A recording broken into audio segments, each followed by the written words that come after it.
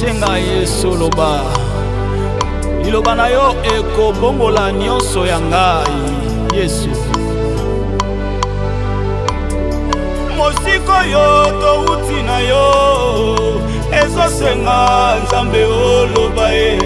Na makambo yo ezokomelanga ezosenga Nzambe oloba e. Ezosenga Nzambe oloba e. Ezosenga Nzambe oloba e.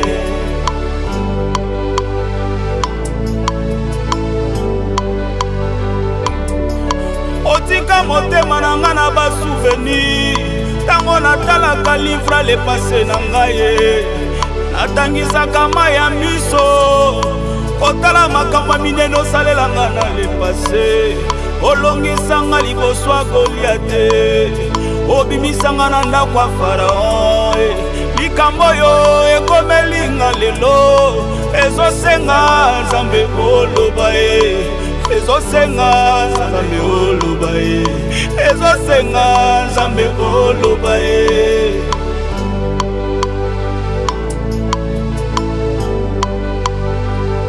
Napusani pembeni ya ngwende na yo maboko nanga kofungwama ye. Olimo nanga ye kofungwama ye. Ebotema nanga kofungwama ye.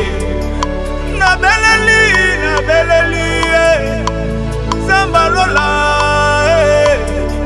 nabeleli mokonzi ya bakonzi nabeleli elombe mobali o nabeleli mosungi ya basungi nabeleli oyanga na maboko nanga ye kofungwama ye.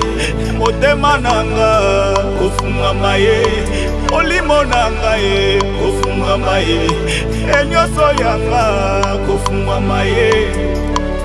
Yaka Yesu yaka mosatwe soki oyetenga yoyo nayebi te nakosuka wapi obanguna oyo batelemi balali kobongisa minduki na bango balingi babeta ngai balingi basalanga mabe onga nayebi oyanga ozotelema moto ya suka ozotelema moto ya suka na maboko na fongoleli yo Yesu zwa liboso Yesu zwa liboso kota likambo ya ngai yo kota bitumba ya ngai yo mwana na liboso ya ngwembe na